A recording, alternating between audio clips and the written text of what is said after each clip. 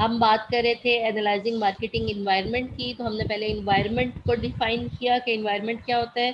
तो हमने कहा कि all that factors and forces जो कि मार्केटिंग मैनेजमेंट की एबिलिटी को इफेक्ट कर सकते हैं कि वो long term relationship with customers रख सकती है या नहीं रख सकती।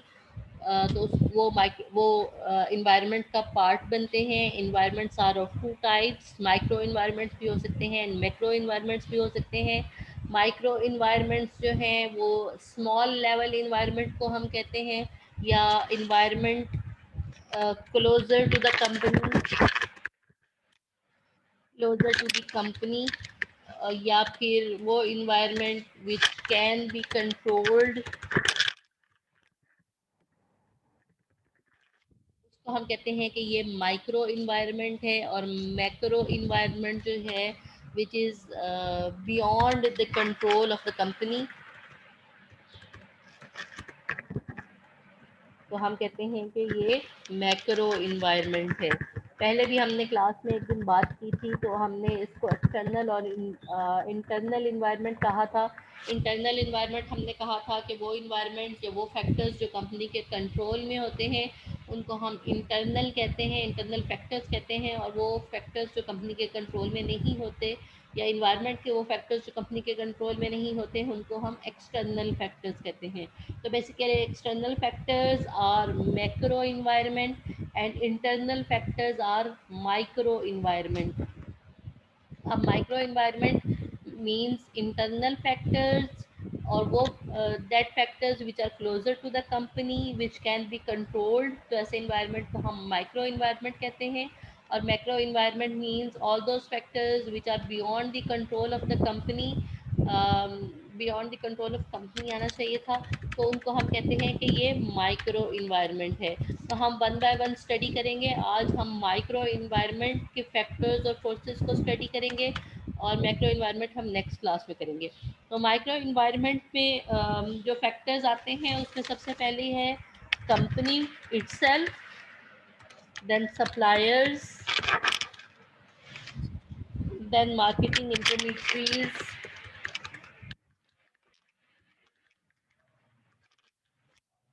और मार्केटिंग इंटरमीडिएटरीज के बाद कंपेटिटर्स आते हैं,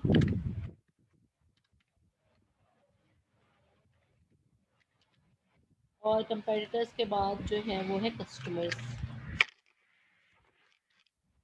तो these are 5 micro environment forces which can affect the ability of marketing management, that how profitable relationships a company can have with its customers। तो हमने इनको वन बाय वन स्टडी करना है। सबसे पहले तो आती है कंपनी। अब कंपनी कैसे इफेक्ट कर सकती है, या ये माइक्रो इन्वायरमेंट का पार्ट क्यों बनती है, इससे बात करते हैं। एक्चुअली जब भी मार्केटिंग डिपार्टमेंट, हर कंपनी में आपको मैंने बताया हुआ है कि डिफरेंट डिपार्टमेंट्स होते हैं। उसमें एचआर डिपार्टमेंट होता है, फाइनेंस डिपार्टमेंट है, मार्केटिंग है, ऑपरेशंस, प्रोडक्शंस एट्सेट्रा, बहुत ज़्यादा डिपार्टमेंट्स होते हैं। तो एक कंपनी का अगर एक मार्केटिंग डिपार्टमेंट है, तो वो जो भी प्लान बनाएगा और वो कस्टमर्स के साथ लॉन्ग टर्म रिलेशनशिप रखने के लिए जो भी स्ट्रेटजीज बनाएगा, वो इफ़ेक्ट होती हैं कि कंपनी के बाकी डिपार्टमेंट्स कैसे काम कर रहे हैं। तो जब जब तक कंपनी के सारे डिपार्टमेंट्स में कोहेरेंस नहीं होगी, या सारे एक तरह से काम नहीं करेंगे, तब तक मार्केटिंग डिपार्टमेंट जितनी मर्जी अच्छी स्ट्रेटजीज बना ले, वो कस्टमर्स के साथ लॉन्ग टर्म रिलेशनशिप्स नहीं रख सकता। तो हम बात कर रहे हैं कि कंपनी में और कौन कौन से डिपार्टमेंट्स होते हैं। तो उसमें एग्जांपल आ जाती है फाइनेंस की, रिसर्च एंड डेवलपमेंट की, परचेज डिपार्टमेंट होता है, ऑपरेशंस डिपार्टमेंट होता है, और कंपनी में एक और बहुत इंपॉर्टेंट जो फैक्टर है वो उसके टॉप मैनेजमेंट है। आप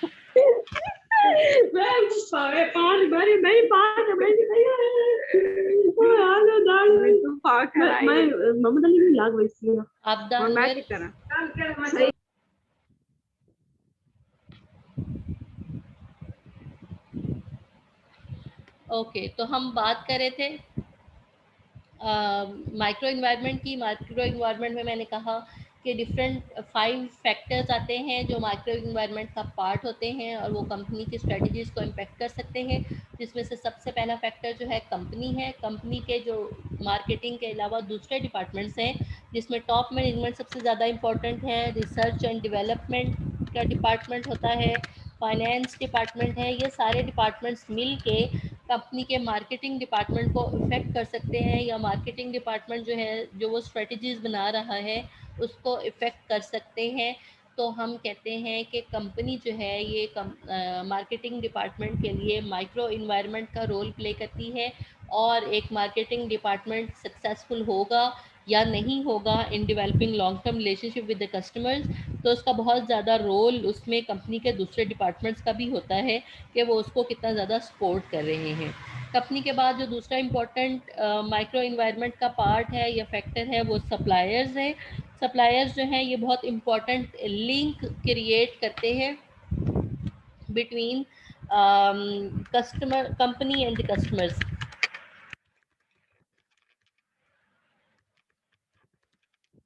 Suppliers create an important link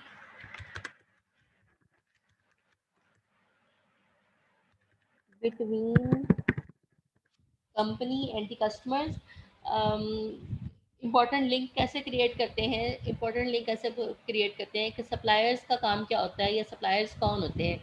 suppliers वो होते हैं जो कंपनी की प्रोडक्शन के लिए रॉ मटेरियल प्रोवाइड करते हैं।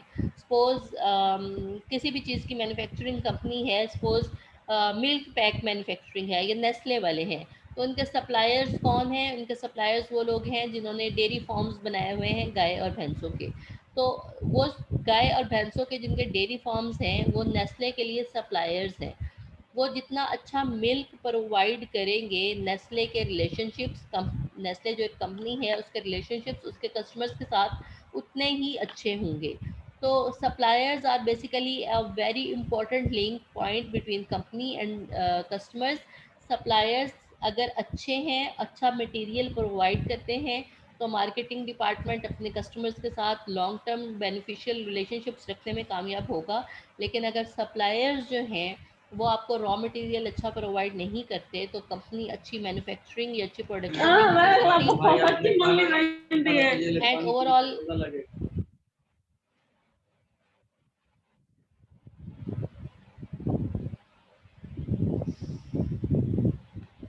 एंड ओवरऑल कोई भी मार्केटिंग डिपार्टमेंट अपने कस्टमर्स के साथ अच्छा रिलेशनशिप नहीं रख सकेगा अगर उसके सप्लायर्स के साथ रिलेशनशिप अच्छे नहीं है, और अगर सप्लायर्स उसको मटेरियल्स अच्छे प्रोवाइड नहीं कर सकते। तो खैर हम कहना ये चाह रहे थे कि suppliers are also a very important factor और actor in the micro environment, जो कि इफ़ेक्ट कर सकता है कंपनी की मार्केटिंग डिपार्टमेंट को। और वो इफ़ेक्ट कैसे कर सकता है या क्यों कर सकता है? क्योंकि उन्होंने रॉ मटेरियल प्रोवाइड करना होता है, जितना अच्छा रॉ मटेरियल होगा उतनी अच्छी प्रोडक्ट होगी, और कस्टमर जो है वो उतना ही ज़्यादा सेटिस्फाइड होगा। तो इस वजह से बहुत सारी कंपनीज जो हैं वो सप्लायर के साथ आजकल जो है एज अ पार्टनर्स काम करते हैं, या वो सप्लायर्स को अपना पार्टनर मानते हैं।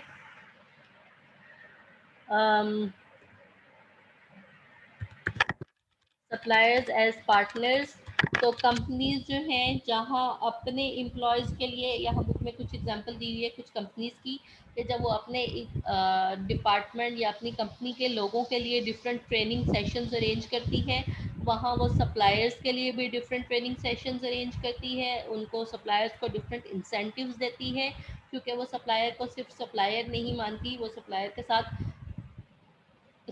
के साथ एज अ पार्टनर चलती है, ताकि सप्लायर उनको अच्छा मटेरियल प्रोवाइड करते रहें और उनकी कस्टमर्स के साथ रिलेशनशिप अच्छे रहे। एक मटेरियल की क्वालिटी के अलावा दूसरा इंपॉर्टेंट एस्पेक्ट प्राइस का होता है, कि सप्लायर जो है आपको किस प्राइस पे रॉ मटेरियल प्रोवाइड कर रहे हैं।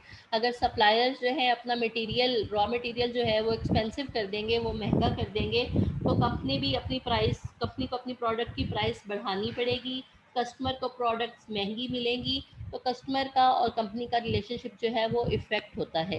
एज़ कम्पेयर टू अगर सप्लायर्स जो हैं वो चीज़ें रीज़नेबल प्राइस पे दे, लो प्राइस पे दे, तो कंपनी की अपनी प्राइस प्रोडक्शन कॉस्ट कम आती है, और उसके अलावा फिर कस्टमर्स को चीज़ें जो हैं वो सस्ती अवेलेबल होंगी, तो रिलेशनशिप्स अच्छे बिल्ड होते हैं। तो क्वालिटी इंपॉर्टेंट है, सप्लायर किस क्वालिटी की आपको चीज़ें प्रोवाइड कर रहा है, कॉस्ट इंपॉर्टेंट है, और उसके अलावा अवेलेबिलिटी भी इम्पॉर्टेंट है कि जिस टाइम पे आपको रॉ मटेरियल रिक्वायर्ड है, क्या सप्लायर आपको उस टाइम पे दे रहा है या नहीं दे रहा, क्योंकि रॉ मटेरियल की अवेलेबिलिटी पे डिपेंड करता है कि आपकी प्रोडक्शन हो पाती है या नहीं हो पाती।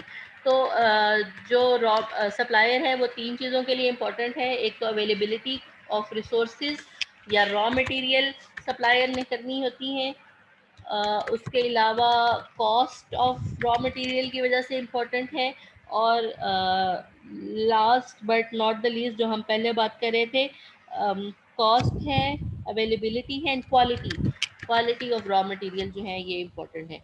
तो सप्लायर जो है बहुत ज़्यादा इम्पोर्टेंट है किसी भी कंपनी की मार्केटिंग डिपार्टमेंट को फेल करने के लिए या सक्सेसफुल करने के लिए। इस वजह से आजकल की जो कंपनीज़ हैं वो सप्लायर्स के साथ एज अ पार्टनर बिहेव करती हैं और उनके साथ अपने रिलेशनशिप्स जो हैं वो ज़्यादा से ज़्यादा अच्छे रखने की कोशिश करती हैं। सप्लायर के बाद जो नेक्स्ट इम्पोर्टेंट एक्टर है माइक्रो इन्वायरमेंट में है, वो है मार्केटिंग इंटरमीडियरीज। अब मार्केटिंग इंटरमीडियरीज जो है ये क्या होती हैं? these are basically these intermediaries basically help the organization या help the company in promoting or selling their products, promoting and selling products of the company. तो इनको हम कहते हैं कि ये मार्केटिंग इंटरमीडियरीज हैं, और किसको प्रोडक्ट सेल करने में हेल्प करती हैं? जो कि हमारे एक्सटर्नल कस्टमर्स होते हैं या फाइनल कस्टमर्स होते हैं। Help the company in promoting and selling the products to its final customers. और मार्केटिंग इंटरमीडियरीज में कौन कौन आते हैं? इसमें रीसेलर्स आते हैं, रीसेलर्स के अलावा इसमें आते हैं रीसेलर्स हैं, और कौन आ सकता है?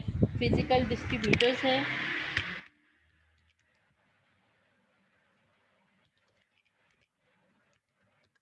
Physical distributors, sorry.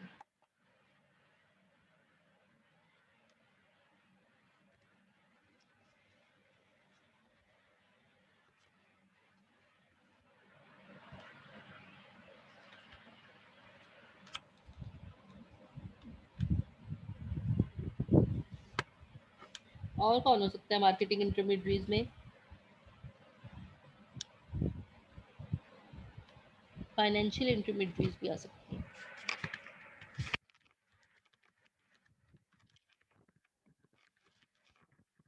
ओके, तो हम बात कर रहे हैं मार्केटिंग इंटरमीडियरीज की। मार्केटिंग इंटरमीडियरीज मींस हर वो कंपनी या हर वो बंदा जो ओरिजिनल कंपनी और उसके फाइनल कस्टमर के दरमियान में आता है, उसको हम कहते हैं कि ये मार्केटिंग इंटरमीडियरी है। इंटरमीडियरी का मतलब होता है दरमियानी, दरमियान वाला बंदा। अब जैसे कोई भी कंपनी है, सपोज नेस्ले है, नेस्ले अपनी प्रोडक्ट्स बनाती है, तो हम उसके कस्टमर हैं, हम उसका फाइनल यूज़र हैं। तो हम डायरेक्ट नेस्ले की फैक्ट्री तो लेने नहीं जाते ना उनका जूस, हम किसी दरमियान वाले बंदे से वो जूस परचेज करते हैं। तो वो जो दरमियान वाला बंदा है बेसिकली उसको हम मार्केटिंग इंटरमीडियरी कहते हैं। और मार्केटिंग इंटरमीडियरी की थ्री टाइप्स हैं या तीन तरह के हो सकते हैं। एक को हम रीसेलर्स कहते हैं, दूसरे फिजिकल डिस्ट्रीब्यूटर्स हैं, एंड थर्ड जो है वो फाइनेंशियल इंटरमीडियरीज हैं। अब जो रीसेलर्स हैं, तो रीसेलर्स में रीसेलर्स की टू टाइप्स हैं। एक जो है वो होल सेलर है और दूसरा जो है वो डिस्ट्रीब्यूटर है। रीसेलर्स दो तरह के होते हैं, एक को हम कहते हैं होल सेलर, और दूसरा जो है वो डिस्ट्रीब्यूटर है। आई होप आप लोगों ने दोनों वर्ड्स सुने हुए होंगे, होल सेलर और रिटेलर का। होल सेलर कौन होता है और रिटेलर कौन होता है?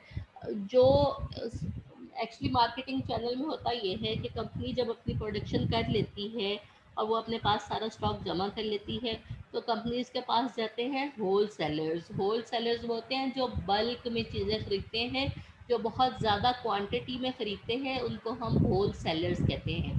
तो कंपनी के पास होलसेलर्स जाते हैं, वो वहाँ से बल्क में चीज़ें परचेज़ करते हैं और उसके बाद वो एक जगह ला के रख देते हैं, और उसके बाद जो शॉपकीपर्स या रिटेलर्स होते हैं वो उन होलसेलर्स के पास जाते हैं और वहाँ से चीज़ें परचेज़ करके लाते हैं और वो फिर अपनी शॉप्स पे सेल करते हैं।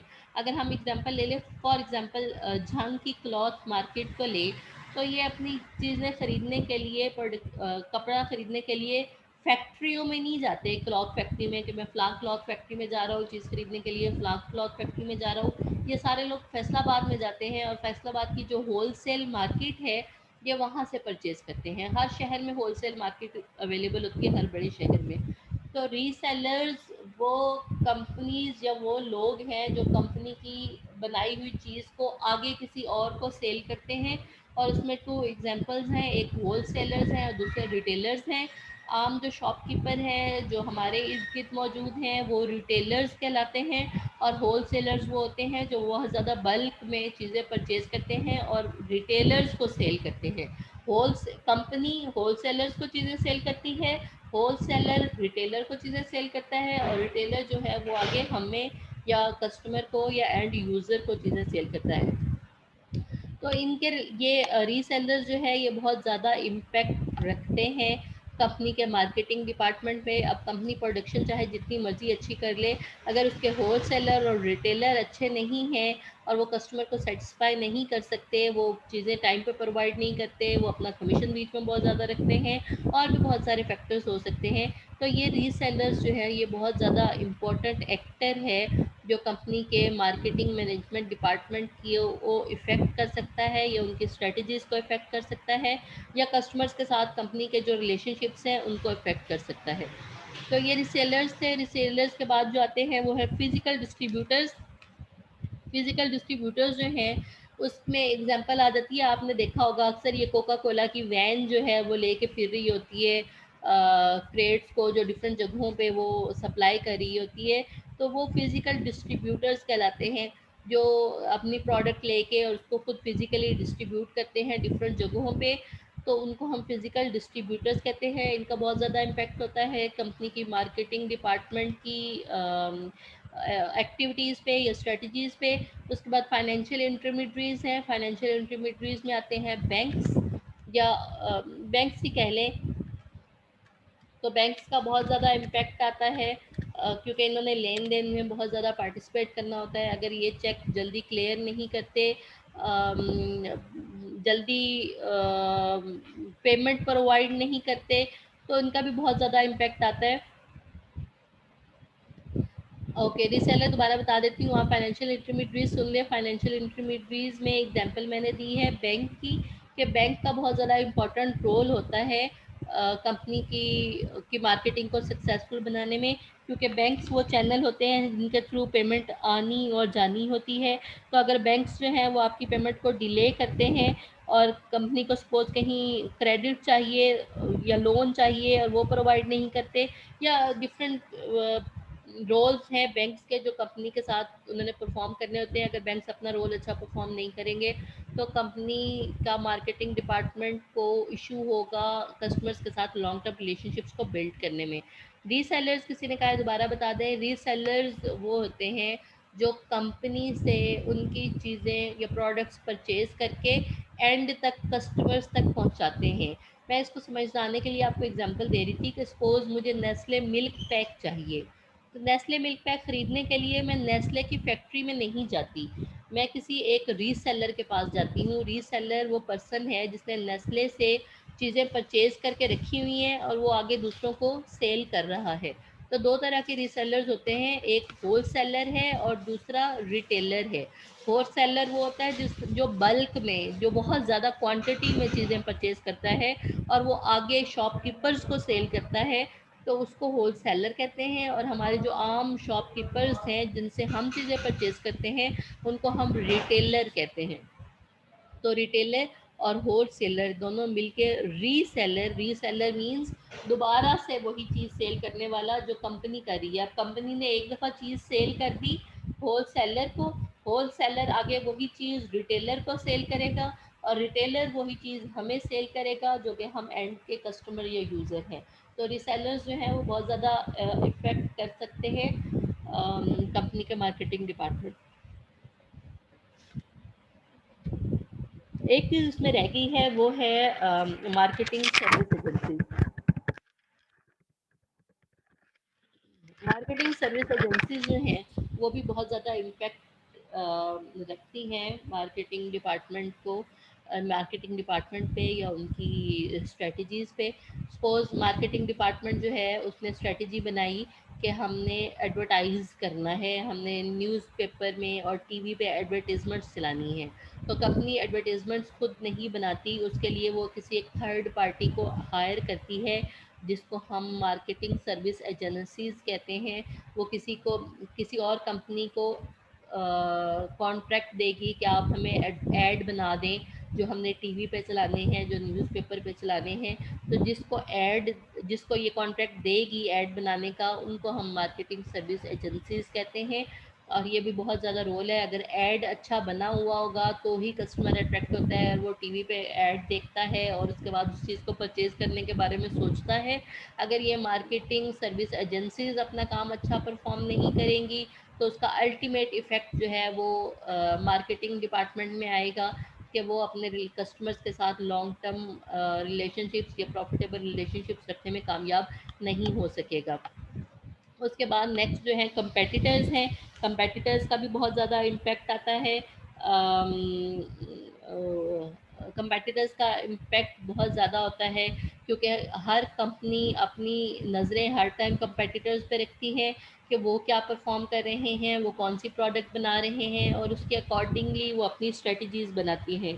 क्योंकि जब तक आप कि कंपनी अपने कंपेटिटर्स से बेहतर या बेटर प्रोडक्ट नहीं देगी, तब तक आप अपना कंपेटिटिव एडवांटेज अचीव नहीं कर सकते। कंपेटिटिव एडवांटेज की क्या होता है?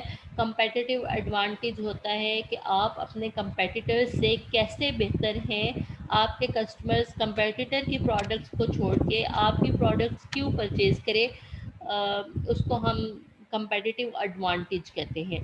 तो हर कंपनी जो है वो कॉन्टिन्यूसली अपने कंपेटिटर्स पे नज़र रखती है, उसकी प्रोडक्ट्स पर नज़र रखती है, उसकी मार्केटिंग स्ट्रेटजीज़ पे नज़र रखती है, तो ही वो जो अपनी स्ट्रेटजीज़ बना सकती है। अब जो हर कंपनी का कंपेटिटर जो है वो डिफरेंट होता है। जो स्मॉल कंपनीज़ हैं, जो छोटे स्केल पे ऑपरेट कर रही होती हैं, वो अपने स्मॉल लेवल के कंपेटिटर्स को ऑपरेट करती हैं, स्मॉल लेवल के कंपेटिटर्स पे नज़र रखती हैं। और जो लार्जर कंपनीज़ हैं वो लार्ज कंपेटिटर्स के कंपटीशन में स्ट्रेटजीज़ बनाती हैं। तो कंपेटिटर्स जो हैं वो बहुत इम्पोर्टेंट हैं, या बहुत इम्पोर्टेंट एक्टर है, या बहुत इम्पोर्टेंट पार्ट है ऑफ द माइक्रो इन्वायरमेंट, जो कंपनी को और इसकी मार्केटिंग स्ट्रेटजीज़ को जो है वो इफ़ेक्ट कर सकती हैं। अ, ये एक दफ़ा मैं कंप्लीट कर लूँ, फिर जो आप लोग को क्वेश्चन आंसर्स हैं वो मैं नेक्स्ट क्लास में या इसके बाद नेक्स्ट सेशन में कर लूँगी, क्योंकि ये जूम मीटिंग का टाइम ख़त्म होने वाला है, हम ये लेक्चर ख़त्म करिए।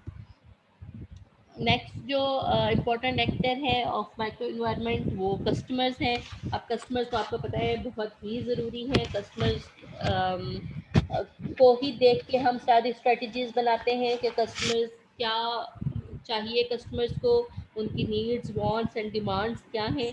कस्टमर्स के भी डिफरेंट टाइप्स हैं, या 5 टाइप्स ऑफ कस्टमर्स हैं, जिसमें कंज्यूमर मार्केट्स हैं, बिजनेस मार्केट्स हैं। कस्टमर्स की मैं टाइप्स लिखना चाह रही हूँ कि there are 5 types of customers. सबसे पहले कंज्यूमर्स हैं, देन बिजनेस कस्टमर्स हैं, देन रीसेलर्स हैं, और then international market government agencies,